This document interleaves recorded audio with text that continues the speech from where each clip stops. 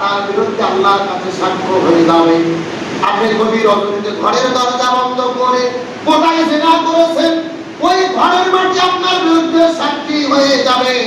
আপনি কোন জায়গায় গাছে নাম চুরি করে দিয়েছেন, ওই গাছের নিচের মাটিটা, ওই জমিটা আপনার বিরুদ্ধে আল্লাহর কাছে সাক্ষ্য হয়ে যাবে।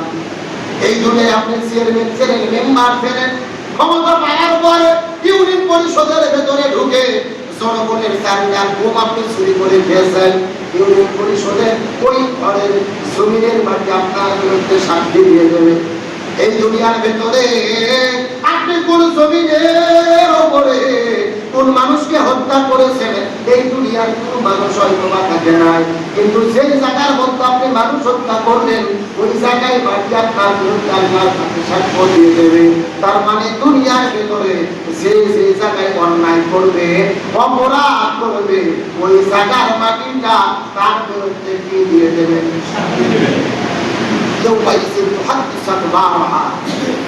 জমিন তার বৃত্তান্ত বর্ণনা করবে।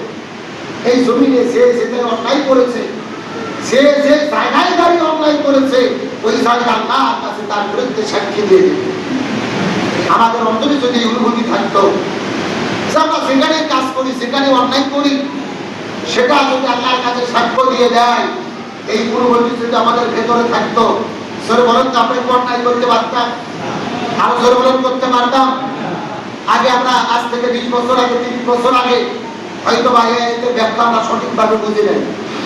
অথচ আপনি যদি আমেরিকাতে আপনার কোনো লোক থাকে, মালয়েশিয়া, সৌদি আরবে, আপনি যদি ভিডিও ফোনে কথা বলতে চান, মিনিটের ভেতরে মোবাইলের মধ্যে দেখা যায় কি যায় না?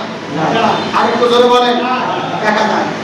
ভিডিও ফোন তো দূরের কথা, কোথায় আমেরিকাতে খেলা হচ্ছে, আর্জেন্টিনা, ব্রাজিল, নেইমার, মেসি খেলতেছে, তাম পৃথিবীর মানুষেরা লাইভে খেলা দেখতেছে। 2 মিনিটও দেরি হয় না, 4 মিনিটও দেরি হয় না, খেলা চলতেছে যেভাবে, দেশের জনগণ দেখতেছে সেইভাবে লাইভ সম্প্রচার হচ্ছে। তাহলে আমেরিকা হাজার হাজার কিলো দূরের খেলা এই বাংলাদেশের প্রযুক্তি যদি লাইভে দেখাতে পারে, এই দুনিয়াতে আপনি যে অন্যায় অপকর্ম করতেছি, সেই অন্যায় অপকর্ম করার ভিডিও ফুটেজ হাসরের ময়দানে আল্লাহ কি দেখাতে পারবে না? এই জোরে বলেন পারবে না? তার মানে এই দুনিয়াতে আমরা যা করতেছি, মনে করেন এই জমিনটাই হলো সিসিটিভি, এই জমিনটা ভিডিও করে রাখতেছে। আপনি যেই ঘরের মধ্যে অন্যায় করবেন, ওই ঘর আপনার বিরুদ্ধে সাক্ষী দেবে। আপনি যেই জায়গায় অন্যায় করবেন, ওই জায়গার মাটি আপনার বিরুদ্ধে সাক্ষী দেবে।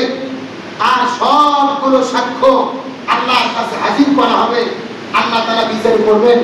সেই বিচারের মধ্যে কোনো ভেজাল, সরকারের কোনো ভেজাল, বাংলাদেশে বিচার হয়। আপনি যদি দলের লোক হন, আর বিচারক যদি আপনার মামু, খালু, চাচা, আত্মীয় স্বজন হয়, জামিন পাওয়ার সম্ভাবনা আছে না নাই? আপনি যদি বিরোধী দলের লোক হন, খবর আছে, কিন্তু সরকারি দল হলে বিপদ নাই, বিচারক হয়তো আপনার পক্ষে।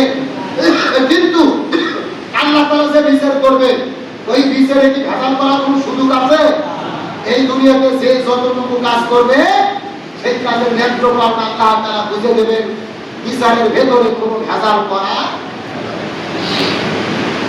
এই জন্য আল্লাহ সুবহানাহু ওয়া তাআলা বললেন, ইয়াউমাইযিন তুহাদ্দিসু আখবারাহা, জমিন যখন তার বৃত্তান্ত বর্ণনা করে দেবেন হাসরের ময়দানে।